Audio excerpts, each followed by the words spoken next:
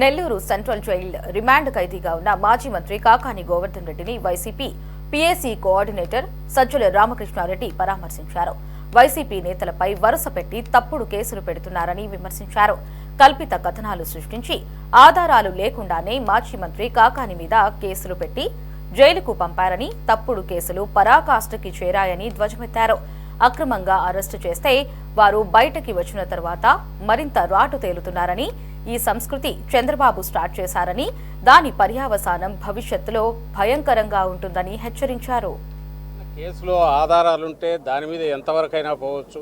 ఎంతో కొంత పొగ ఉంటే నిప్పు ఉందని చెప్పి దాని మీద పోయి చేయడంలో కూడా అభ్యంతరం లేదు. కానీ అసలు ఏమీ లేకుండా కల్పిత కథలన్నీ కలపడము, ఓ స్క్రీన్ ప్లే తయారు చేయడము, పాత్రలు సృష్టించడము, వాళ్ళ ఎల్లో మీడియాలో ఒక వారం 10 రోజులు నెల రోజులు నడపడం, ఆ తర్వాత వాళ్ళని ఎక్కడో పట్టుకొని కన్ఫెషన్ అని రాసుకోవడం, ఆ తర్వాత దానికి సంబంధించి ఏదో సెక్షన్లు పెట్టి ఎఫ్ఐఆర్ తయారు చేయడం, అది 10 ఏళ్ల క్రితందో 5 ఏళ్ల క్రితందో ఎప్పుడైనా సరే ఆ కాగితాలన్నీ పెట్టేసుకుని ఈ పత్రికల్లో వచ్చినప్పటికీ జనంలో మెదడులలోకి ఎక్కించిన విష ప్రచారంతో ఎక్కించినవన్నీ కథలన్నీ ఎక్కించి పట్టుకురావడం, జైల్లో వేయడం. అది సోషల్ మీడియాతో మొదలై నాయకులు అందరినీ తిరుక్కొని పరాకాష్ఠకేదంటే ఏదైతే భయపడుతున్నామో అది జరుగుతుంది. సామాన్య ప్రజలు కూడా దానికి పూర్తిగా ఇదేమి. ఒక్కసారి నీకు వ్యవస్థ దెబ్బతిన్నాక, విశృంఖలత్వం వచ్చాక, ఎవరికి జవాబుదారీతనం లేనప్పుడు ఏం జరుగుతుంది అనేది ఏడాది తర్వాత ఇప్పుడు చూస్తున్నాం.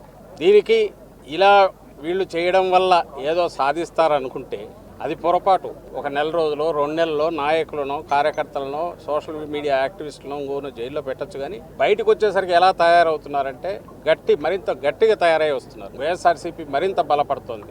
భయము, బాధ ఏదంటే ఈ విశృంఖలత్వం పెరిగిన తర్వాత రాష్ట్రంలో ఓ సిస్టమ్స్ అలవాటు పడిన వ్యవస్థ, పోలీస్ వ్యవస్థ, అది గాడి తప్పితే ఎట్లుంటుందనే ఫలితాలు మనం బీహార్లోనో ఆటవిక రాజ్యాల్లోనూ చూస్తాము. నిరంకుశత్వం ఉన్నప్పుడు ఎమర్జెన్సీ టైంలో చూసాం. ఇప్పుడు మళ్ళీ అది రుచి చూపిస్తున్నారు. మళ్ళీ వెనక్కు తెచ్చుకోవడం కష్టం. చంద్రబాబు నాయుడు గారికి అది తెలిసినట్లేదు. నాటిన విత్తనం ఈరోజు ఏదైతే రేపు దాని ఫలాలు ఎట్టుంటాయి అనేది కూడా ఆయన ఊహించట్లేదు. భయంకరంగా ఉంటాయి. ఇంత సింపుల్ అనుకోరా.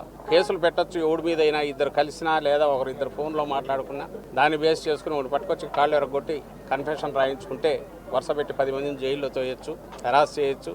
ఏదంటే అది స్థానిక సంస్థల ఎన్నికల్లో చూసాం, ఈ మధ్య జరిగిన ఉప ఎన్నికల్లో, నిన్న తెనాలిలో చూసాం. కేసు ఏదన్నా తప్పుడు చేస్తే కేసు పెట్టచ్చు, తప్పులేదు. రోడ్డు మీద కూర్చోబెట్టి సినిమాల్లో కదా మనం చూసి భయం వేస్తుంటుంది, ఒళ్ళు గగురుపుడు వస్తుంది.